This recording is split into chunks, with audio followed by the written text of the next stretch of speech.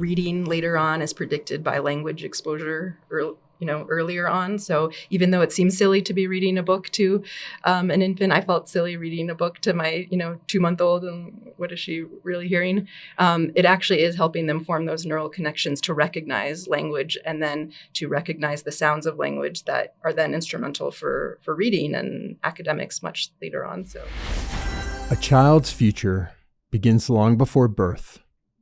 Their first smile, words, steps.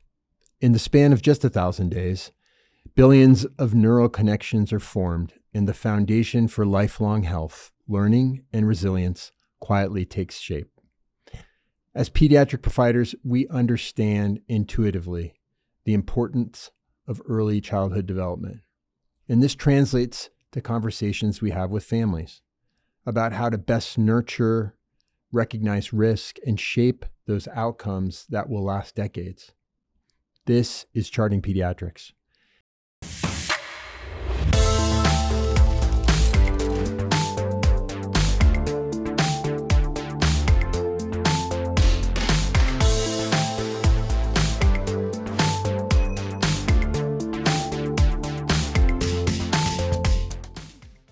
To explore this fascinating time in a child's life, we're joined by two experts, Doctors Caroline Diaz and Annie Helms.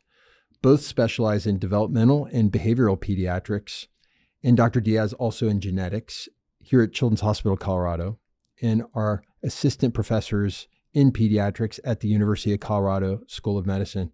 Dr. Helms also leads our Blossom Clinic here at Children's Colorado.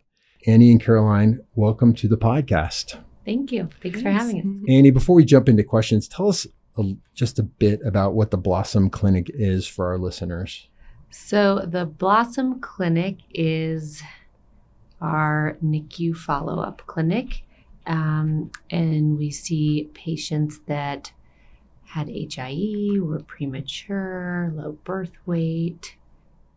So kids that have potential risks for developmental concerns, they will come see you in addition to seeing their pediatricians in the community? Exactly. Excellent. So a co-management kind of model.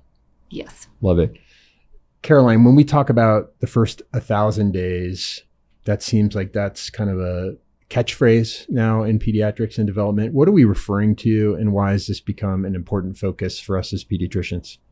So first 1,000 days, or about the first 3 years of life, are just immense periods of plasticity in the brain. And so that translates to immense periods of learning and also vulnerabilities as well. So our field is developmental and behavioral pediatrics. So it's kind of the crux of everything that we do, in that every patient we see, we're asking them to dig deep in their memories if the family has an older patient or older child, because it's such a critical part of understanding a child of any age is what happened in the first 3 years of life.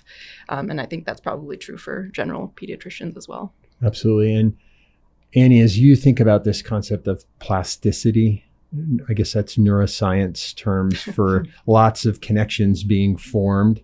What does that mean? How does that translate into development from your perspective? Well, to me, it means it's very exciting because... It's exciting, yeah, right. Because, as the brain gets older, it's not as plastic. So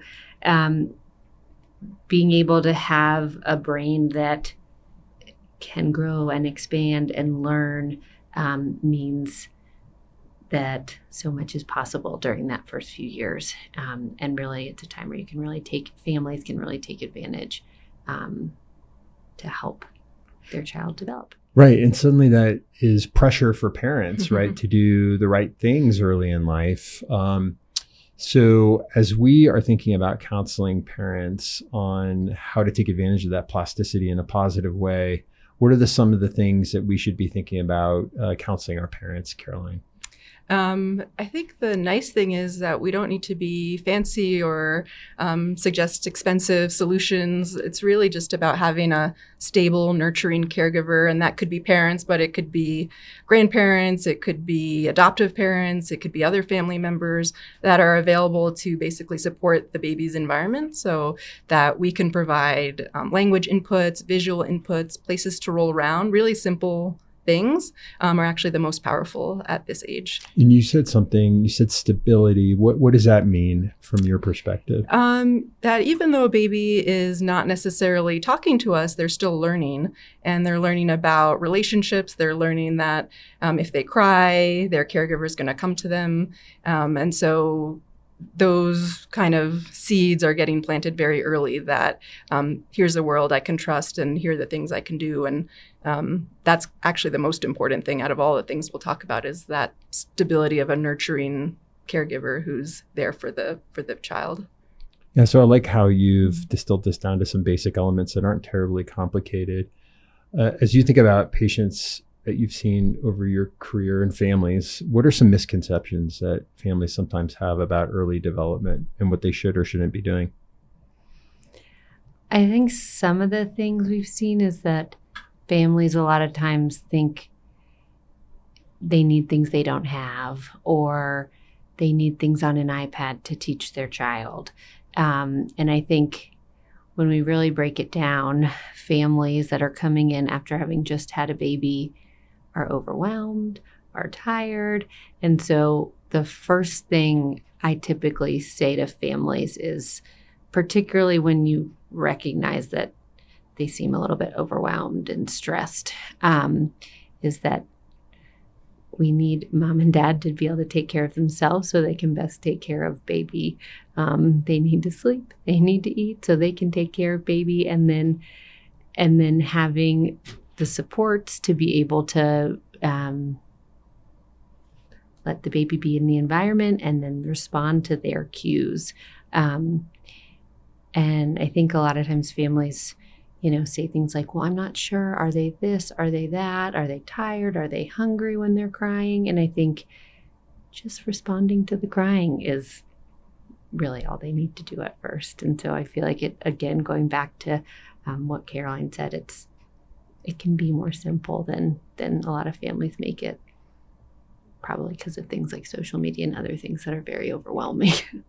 Caroline, I'm going to tap into your experience as a neuroscientist and a geneticist. As you think about really what we're learning about epigenetics and what we're learning about kind of nature versus nurture, how does that play into how you think about counseling families that you're seeing in clinic?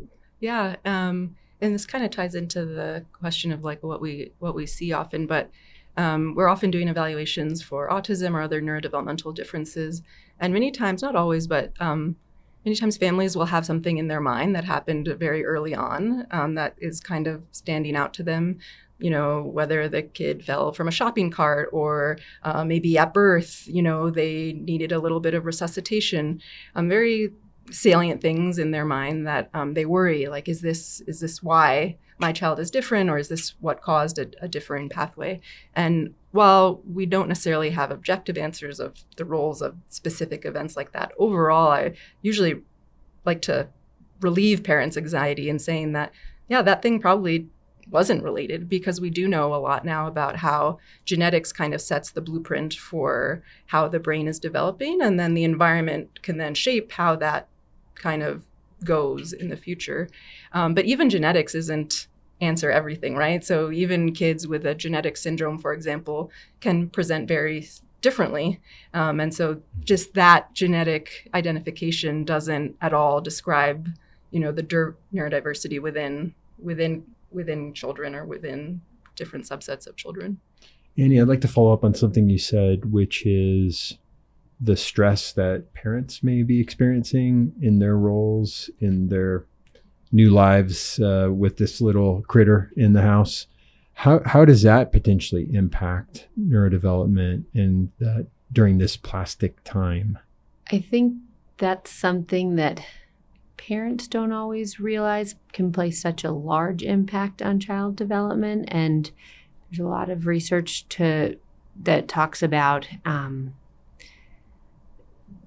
the maternal relationship with baby and kind of fostering that relationship. And when, mom or dad is very stressed, it's harder for them to answer to cues and to give the support that maybe baby needs. And so kind of goes back to, it's really important that mom and dad are doing okay so that they can best support this new baby and give them the environment that will help them with development. And I think the other piece is the baby has never, seen the house or seen a toy you're showing them, or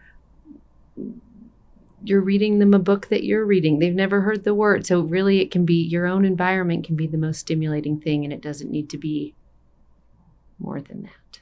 I love the way you're framing that. And it reminds me of some of the recent conversations we've had on the podcast on the importance of pediatricians looking out for those parents and caregivers and focusing sometimes on their health, including their mental health, because that sometimes is a huge driver of child outcomes, right? Mm-hmm.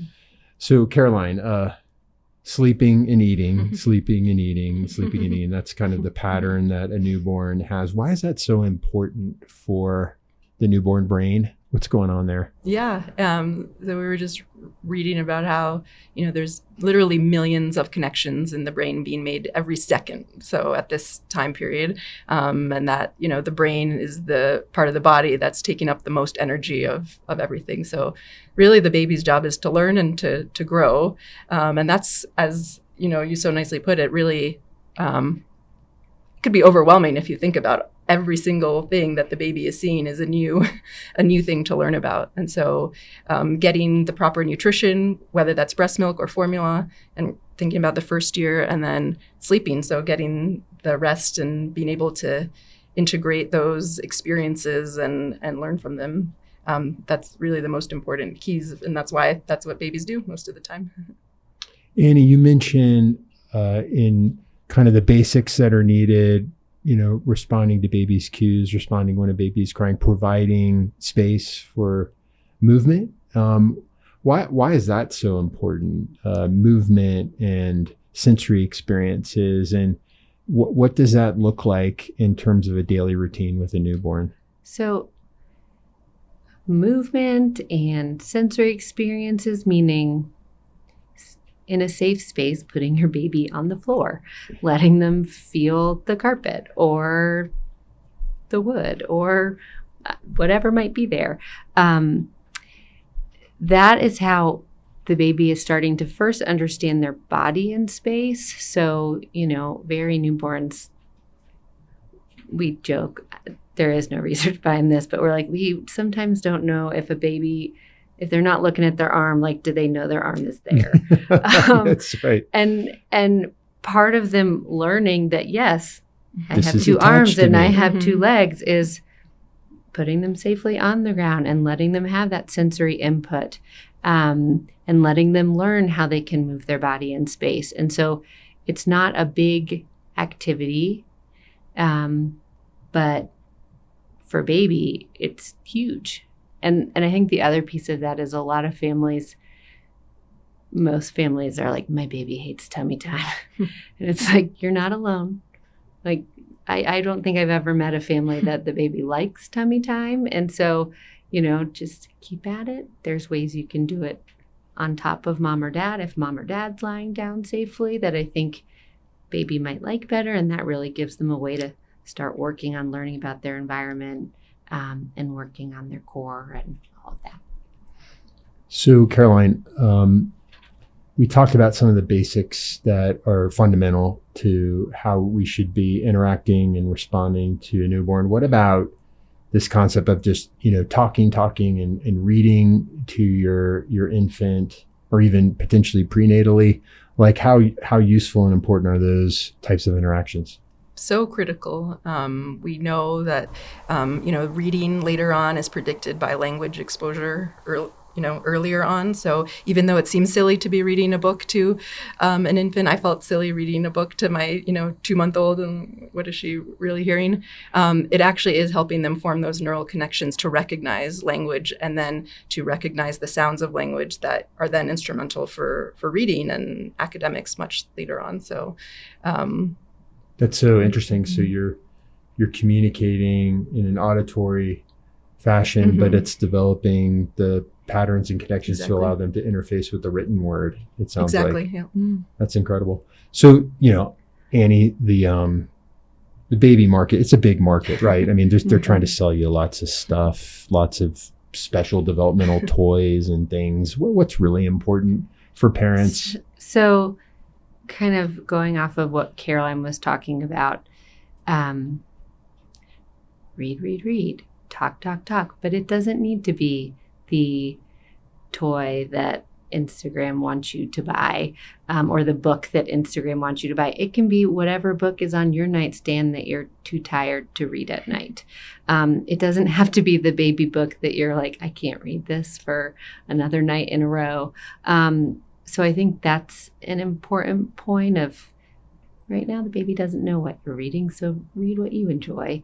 Talk about the things you want to talk about, and it's still giving them a wonderful environment to learn language, and it's not costing any extra money. Right. Don't need to spend a lot of money on that. So, we as pediatricians see these infants and see their families for just a sliver of time, right? In our offices, if we have concerns about the environment and the support that parents have in this space of development in response to babies, what are the steps that you guys take in your practices in terms of referrals or perhaps connecting families to information that they can read about? How do you guys handle that? Caroline? Yeah. Well, in the United States, early intervention comes to mind as a great resource. This is a service for doing at-home evaluations for children under 3 where you have any sort of concerns about developmental delays. And I think the important thing there for pediatricians to know is that it's really a low risk intervention that early intervention would ultimately do, right? Speech therapy, occupational therapy, physical therapy. But the potential benefit is very high, right? To catch kids early and provide them some extra support in their environment to kind of help these developmental trajectories. And so I would have very low threshold, especially for the youngest babies, to refer to early intervention. They do a wonderful job of coming to the house, looking at the baby and actually even providing education when they do the evaluation, so that even if the baby's not eligible for services, the family's gotten something out of it. And it's totally free. And the other thing is the family can always refer if they want to, right? It doesn't need to come from the pediatrician. So the pediatrician can always put that as a resource for the families to be aware of, that they can refer themselves and they should feel, empowered to do so. Annie, before we leave the first year of life, I have to ask, because I feel so fortunate to have 2 development and behavioral experts here with me today. Colic is a real frustrating experience for parents in that first several months of life. How do you think about that? How do you explain it to families in ways that are understandable? Colic is a hard one. So honestly, a lot in of ways times, in ways that they don't come see me as a gastroenterologist for the problem, I guess. And a lot of times when I am asked, like yesterday in clinic, I was trying to kind of get to the crux of why this baby is so fussy. And had asked, had the pediatrician ever talked to you about colic? So sometimes I think I wonder what the pediatrician is talking about to families when they're bringing up here's an opportunity. Here's an opportunity to coach all of us. Yeah. But I think when thinking about colic, I just am always in a situation where I'm like, I need to ask more questions to try to get to the bottom of, when is baby most fussy? What's happening? Could this be just a very fussy baby that is fussy every day during witching hour? Or is it reflux? Is it constipation? And kind of go through the rollout. Caroline, any tips that you have in addressing colic? No, it's hard. Hard for all of us. Hard for everyone. Hard for the families. I think after ruling out the medical conditions that could be causing it, and really thinking it's colic, giving families some hope that there's a light at the end of the tunnel, and this too shall pass. And the one other thing I'm thinking about is consistency. Kids love consistency. Babies really like consistency. It's particularly hard. I also have a 1-year-old at home and can say this from recent experience. It's very hard in the first few months to get a consistent schedule. And so sometimes I'm like, it's okay, families, you can relax. Like, you'll get there. But after a few months, it's a little easier to kind of get on a more consistent schedule. And I feel like that can really help. It doesn't mean the colic's going to go away, but at least I think if baby knows what to expect, baby might be a little happier. So let's move to that kind of second year of life, and in a developmentally kind of typical child, there's so much happening, right? Language, expressive language, movement, independent movement, and then also emotional, learning how to emotionally self-regulate, I guess is a way to say it. What's happening in the brain, Caroline, during that second year in your mind? Yeah, lots of stuff. So the parts of our brain that are important for emotional processing and regulation are also developing at that point, but they're not quite there yet. And in fact, our brain is continuing to develop way into adulthood, which is why you can't, rent a car, until you're 25, because some of those decision-making capacities still aren't there. So you see that come out, I think, in the, what are they, the three-nagers, the 2 and 3-year-old, the like, the like devastating, things that occur if like you get the, banana instead of the apple when you ate bananas every other day for the week, and somehow you were expected to know that it was now apples. So you can definitely see lots of emotional dysregulation, and that's totally normal. It's not necessarily mean that there's something wrong, and it definitely will require some patience, but also some modeling, just as before, of kind of showing and teaching, like, how do you deal with frustration, and modeling that kind of explicitly to help children learn. I think on that note also, when I am really frustrated or really upset, I want to be validated. And I think explaining to families, you can validate the feelings that Johnny might be having over his banana, and then model and teach. Okay, I understand that you're having these big feelings because you didn't get the banana, and then kind of give the options of what next. But I think sometimes the validation can go a long way in kids being able to feel like it's okay to have these feelings and kind of then regulate.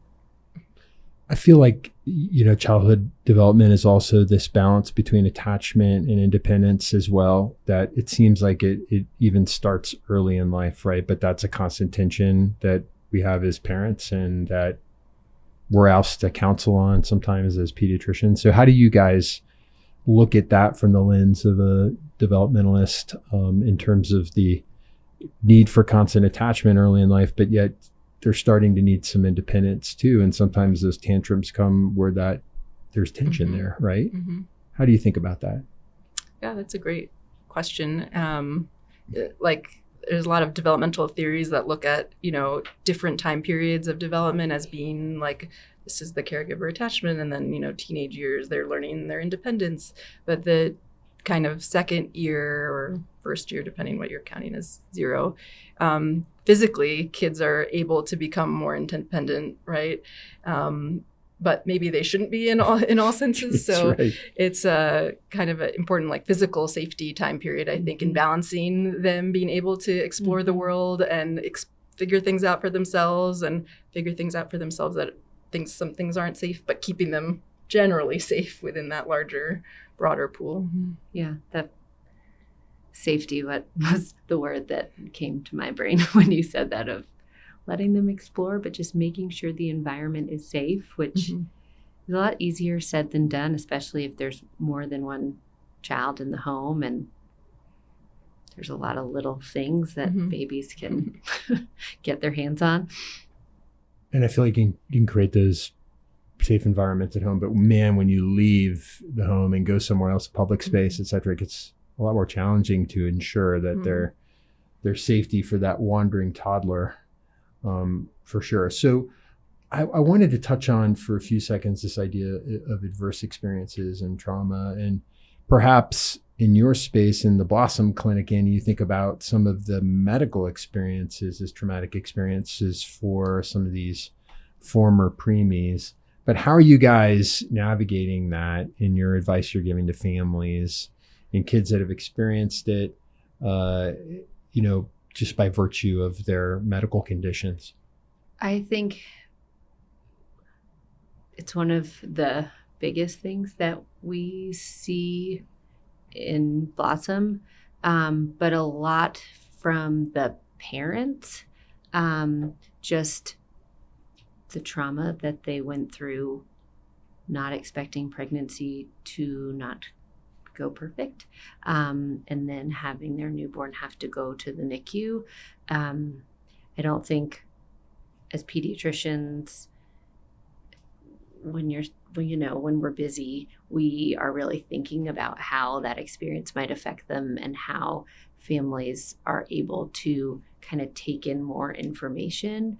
And so I think a big thing I think about, more so than from like the patient perspective, but the parent perspective, is just, I keep talking about validating feelings, but validating, what the families went through, and recognizing that it was traumatic, and they need to make sure that they're getting the mental health support they may need to process the trauma so that they can best care for their children. Yeah, I think about, perhaps this is a gastroenterologist view of what's happening in neural development, but this plasticity idea maybe gives some resilience, right, within that period. And so it sounds like, Annie, you're fairly hopeful about what plasticity affords to some of these former preemies. You're more worried about the parents who are far less plastic and I at think that part point. of the validating is also saying, you made it through this, and look at what your child is doing, and to try to comfort them in that way. Yeah. How do you think about that plasticity? How do you explain that to parents in terms of resilience and opportunities for these newborns to either recover from, let's say, neurologic insults or prematurity? How do you think about that? I am very optimistic as well. And I think, I don't know about you guys, but one of the reasons I went into pediatrics was because kids are so darn resilient. They're just amazing. They bounce back from not just physical things, but psychological things, medical trauma, lots of things that adults can't handle. Kids do great.